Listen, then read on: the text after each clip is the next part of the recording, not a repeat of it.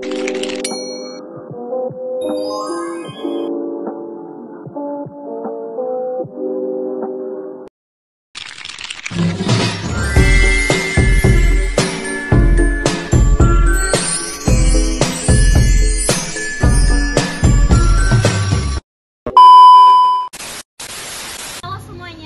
malam. Kami dari kelompok 2.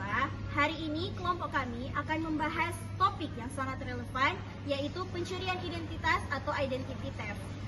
Nah, sekarang hampir semua kegiatan kita terhubung ke dunia digital, dari berbelanja, perbankan, sampai media sosial. Namun, di balik kemudahan itu, ada ancaman serius berupa penyalahgunaan data pribadi. Nah, untuk memulai, aku mau tanya nih ke teman-teman, apa sih sebenarnya yang dimaksud dengan pencurian identitas?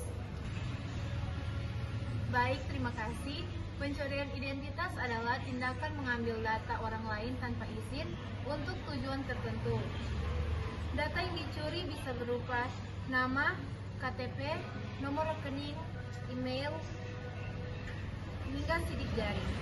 Pelaku memanfaatkan data itu untuk membuka akun palsu, pinjaman online, atau transaksi ilegal atas nama korban. Lalu, bisakah Saudara Suci jelaskan untuk latar dan contoh kasus dari pencurian identitas? Kasus pencurian identitas meningkat seiring pesatnya teknologi digital. Contohnya di Indonesia pada tahun 2020, jutaan data pribadi internet.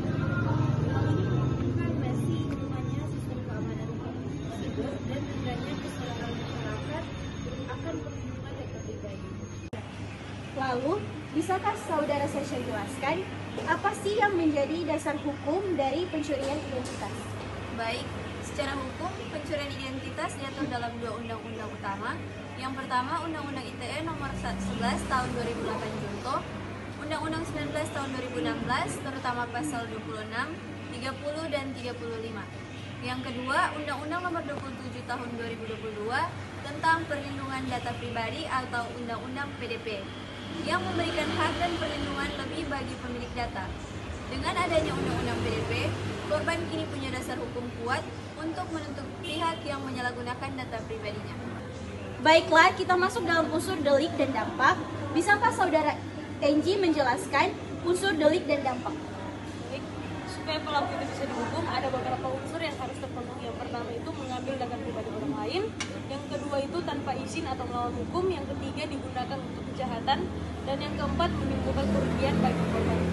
Nah, dampaknya bisa besar, dari kerugian finansial, masalah hukum, hingga stres psikologis.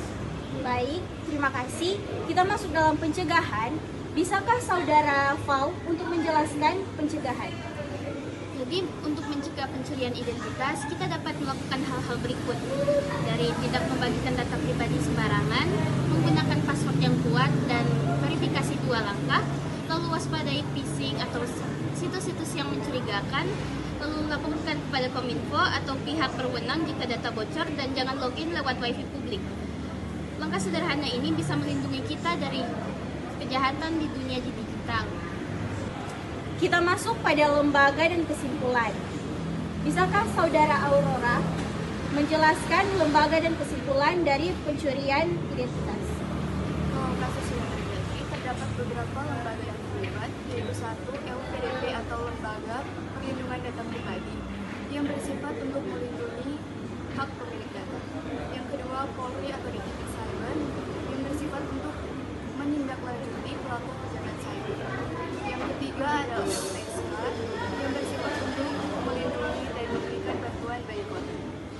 Kesimpulannya, pencurian identitas adalah kejahatan serius yang harus ditindaklanjuti dan memerlukan tindakan hukum yang tegas.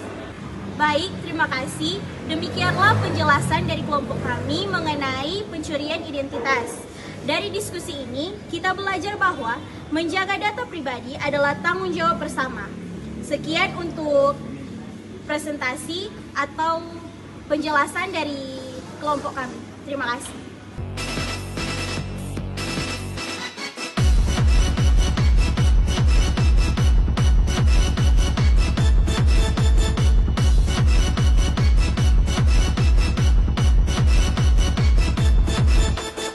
Jangan lupa like, komen, share, dan subscribe.